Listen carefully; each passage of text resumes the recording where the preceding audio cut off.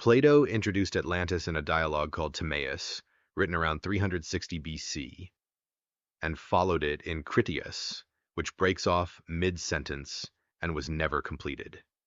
In both, Plato uses a character named Critias to relay a story traced back to Solon, an Athenian statesman who lived from approximately 630 to 560 BC. According to the dialogues, Solon visited Egypt between 590 and 580 BC. At the Temple of Sai, Egyptian priests told him of a catastrophe that had occurred 9,000 years before his visit, placing the event at roughly 9,600 BC. The priest described a naval empire based on an island beyond the Pillars of Hercules, the name given to the rocky entrance of what is now the Strait of Gibraltar. That empire had conquered most of Europe and North Africa, reaching as far as Egypt, and had enslaved the populations it took. Athens led the resistance, eventually driving the Atlantean armies back to their island. Shortly after that defeat, the island was struck by earthquakes and floods and sank in a single day and night. In Critias, Plato describes the city in detail. The god Poseidon was given the island and took a mortal wife named Cleito, daughter of Evenor and Leucippe.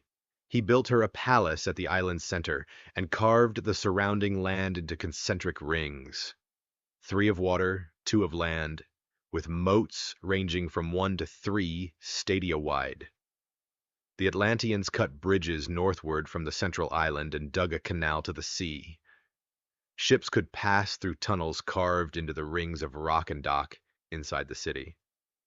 The walls were built from red, white, and black rock, quarried from the moats and faced with brass, tin, and orichalcum respectively. Every passage into the city was guarded by gates and towers. Cleito bore Poseidon 5 pairs of male twins. The eldest, Atlas, became king of the island and gave his name to the ocean.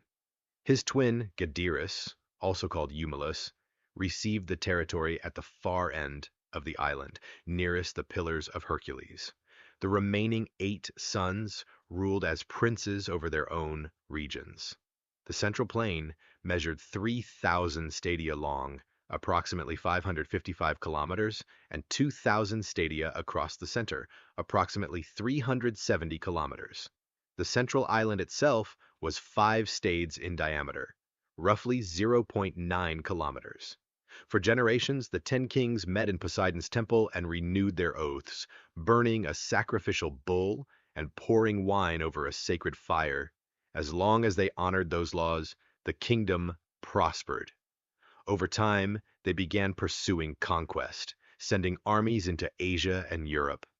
Athens drove them back. Then, the island sank.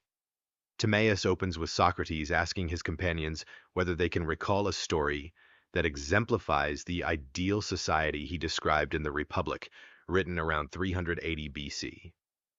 Critias offers Atlantis, with ancient Athens cast as the just, disciplined society, and Atlantis as everything Plato argued against: wealthy, militarily powerful, and morally ruined by both. Plato wrote his dialogues as imagined conversations, a format he used throughout his work to argue positions without necessarily endorsing them.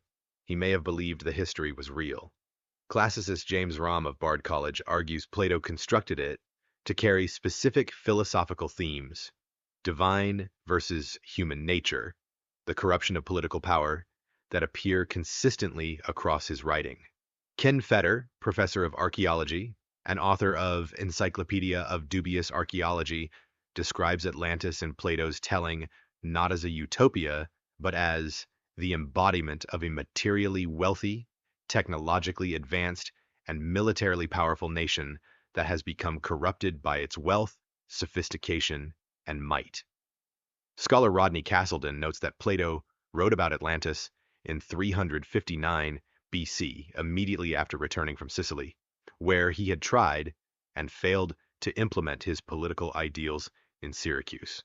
Gunnar Rudberg was the first to argue that Syracuse's physical organization and fortifications may have directly shaped Plato's description of the city. An earlier writer named Hellanicus of Lesbos had written a work also called Atlantis, but it was a genealogical text about the daughters of Atlas, unrelated to Plato's island. No ancient Greek writer whose work survives treated Plato's Atlantis as a historical account. During the Middle Ages, the text largely fell out of circulation. In the Renaissance, writers rediscovered Plato and worked within his allegorical tradition. Francis Bacon used it in New Atlantis. Thomas More used it in Utopia. Both treated it the way Plato had, as a device for exploring political ideas. Ignatius Donnelly was born in 1831 in Minnesota. He served as a congressman and spent his spare time as an amateur historian. In 1882, he published Atlantis, the Antediluvian World. Donnelly's argument, the major achievements of ancient civilizations, metallurgy, agriculture, written language, pyramid construction, were too similar across too many separated cultures to have developed independently. They had to have been passed down from a single earlier source. Donnelly named that source as Plato's Atlantis. He assumed the Atlantic Ocean in the region west of Gibraltar was only a few hundred feet deep, shallow enough to have once been land. He believed the Azores, the Canary Islands, and Madeira were the remaining peaks of the sunken continent. He promoted what became known as diffusionism, the idea that all significant human civilization traces back to one origin point. Mark Adams, in Meet Me in Atlantis, describes Donnelly as the first great Atlantis fundamentalist, in that he believed that Plato's story was factually accurate outside of the supernatural elements like Poseidon. Donnelly sent a copy of the book to Charles Darwin, who read it in what he described as a very skeptical spirit. Adams, after reviewing Donnelly's source materials, found that Donnelly had selected only the facts that fit his thesis and ignored contradicting evidence. Donnelly predicted that physical proof would be found within years, and that museums would eventually fill with Atlantean artifacts. The book was published 144 years ago. In the 1970s, Charles Berlitz, grandson of the founder of the Berlitz language school chain, published his claim that Atlantis was a continent off the Bahamas, swallowed by the Bermuda Triangle. He cited underwater formations off the coast of Bimini that appeared to be walls and streets. Scientists who evaluated the structures identified them as natural beach rock formations. In 1958, Charles Hapgood published Earth's Shifting Crust. Einstein had corresponded with Hapgood and supported his ideas before his death in 1955. The foreword bearing his name was written prior to his death and included posthumously in the published book. Hapgood proposed that around 12,000 years ago, the Earth's crust shifted, moving what is now Antarctica from a position much farther north. An advanced civilization had lived on that more temperate continent before the shift relocated it to its current position. The development of plate tectonic theory placed Hapgood's mechanism outside scientific consensus. A separate theory treats Atlantis as fictional, but argues the story of its destruction was modeled on a real event. Around 5,600 BC, the Mediterranean broke through this Bosporus and flooded the Black Sea, which had been a freshwater lake roughly half its current size. The flood inundated coastal settlements with hundreds of feet of seawater in what may have been less than a year. Survivors scattered across the region, carrying accounts of the catastrophe that may, thousands of years later, have reached Plato. The Minoan civilization flourished on Crete and on the island of Thera, now Santorini, from roughly 2,500 to 1,600 BC. Europe's first significant civilization, the Minoans built paved roads, elaborate palace complexes, and developed the first written language used in Europe, called Linear A. Around 1,600 BC, an earthquake triggered a volcanic eruption on Thera that ejected an estimated 60 cubic kilometers of material, tens of billions of tons of rock, ash, and gas. The tsunamis that followed destroyed Minoan cities across the region. The civilization disappears from the archaeological record shortly after. Ocean explorer Robert Ballard, who located the wreck of the Titanic in 1985, notes the structural parallels between the Minoan collapse and Plato's account, but does not identify Santorini as Atlantis. The eruption at Thera dates to approximately 1600 BC.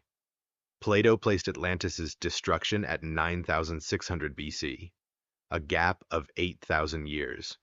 Geophysicist Mark Gutcher analyzed Plato's text and identified a submerged bank roughly 10 to 15 kilometers northwest of Cape Spartel at the entrance to the Strait of Gibraltar. Using a remotely operated vehicle, he mapped the seafloor and confirmed the outline of a submerged island sitting on a subduction zone, a plate boundary where major earthquakes originate, consistent with Plato's description of the destruction. When the island's surface was examined in three-dimensional detail, using sonar data, no walls, temples, bridges, or geometric shapes suggesting man-made construction were found anywhere on it. Gutcher's conclusion: Atlantis did not exist in the tiny island of Spartel. If it did exist, traces of it have not been found. The Risha structure in Mauritania, known as the Eye of Africa, was first noted by a French pilot in the 1930s. It is 40 kilometers in diameter. The surrounding landscape has been scoured to bedrock, apparently by massive water flows from the northeast, out of the Sahara. Salt deposits across the region suggest the ocean may once have reached the site. The structure's concentric rings resemble the layout Plato described. Satellite archaeologist Sarah Parkak analyzed thousands of satellite images of the Rishat region using the same remote sensing technology she used to identify over 3,000 lost settlements in Egypt. The Riche structure is a geological formation, an eroded dome of sedimentary rock. No archaeological structures or artifacts consistent with Plato's timeline have been confirmed at the site. At the end of the 19th century, a Scottish banker turned amateur anthropologist named William Scott Elliot produced a series of detailed maps showing the history and location of Atlantis. The maps were products of theosophy, a spiritual movement whose central text, The Secret Doctrine, published by Madame Helena Blavatsky in 1888, had built on and expanded Donnelly's theories. Scott Elliot's maps showed the Atlantean survivors, whom he identified as the ancestors of a superior white race, fleeing east and west before the continent sank, carrying civilization to cultures he characterized as incapable of developing it independently. The maps had the visual vocabulary of science: labels, coordinates, dates, geological notation. The underlying claims were derived from claimed spiritual revelation, not evidence. In the 1930s, Heinrich Himmler funded archaeological expeditions whose purpose was to find material evidence confirming the existence of a superior ancient civilization. One of the figures leading those efforts proposed that the German people descended from Atlanteans who had escaped before the continent sank.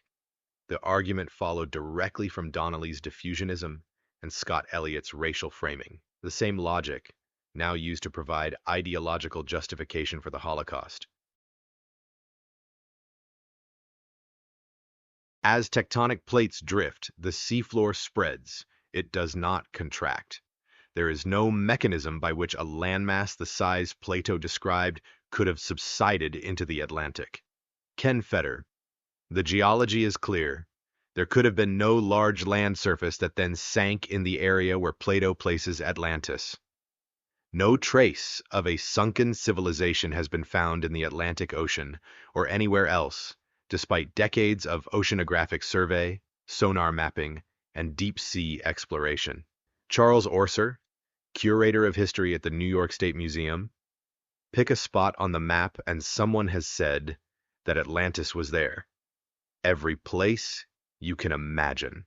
Writer L. Sprague de Camp, in Lost Continents, put the problem with proposed alternative locations directly: You cannot change all the details of Plato's story and still claim to have Plato's story. He compared it to arguing that the legendary King Arthur is really Cleopatra, provided you change her sex, nationality, period, and moral character.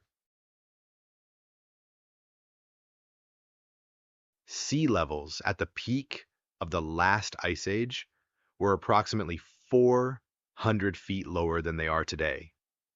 Over the following 15,000 years, as the ice retreated, coastal land across the world went underwater. Communities that had farmed, traded, and built along those shores lost their territory to rising water.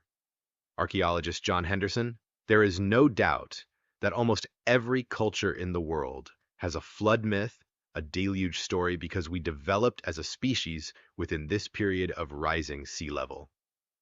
Pavlopetri, off the southern coast of Greece, is the oldest submerged town ever found and one of the most significant Bronze Age sites in the world. It did not sink in a day. Sonar analysis of the bay floor shows 3 distinct strips of beach rock, formations that only develop near the shoreline, indicating the land subsided in stages through a series of earthquakes across centuries. In Plato's time, Athens was becoming what Atlantis represented in his story: militaristic, expansionist, and increasingly willing to abandon the principles it claimed to stand for. The failed Athenian invasion of Sicily in 415 to 413 BC ended with the destruction of the Athenian fleet and the deaths or enslavement of tens of thousands of soldiers. Some scholars identify this as one of the events that shaped Plato's account. The Critias breaks off before Atlantis is destroyed. We have the setup, the corruption, the hubris, the invasion, but not the ending. What survives ends in the middle of a sentence. The rest is gone. Everything written about Atlantis since 360 BC has been filling in that gap. Thanks for watching. I hope you enjoyed this video. Please make sure to like, share, and subscribe. Let me know and comment that on which topic you want next video. Take care, and I see you in next video.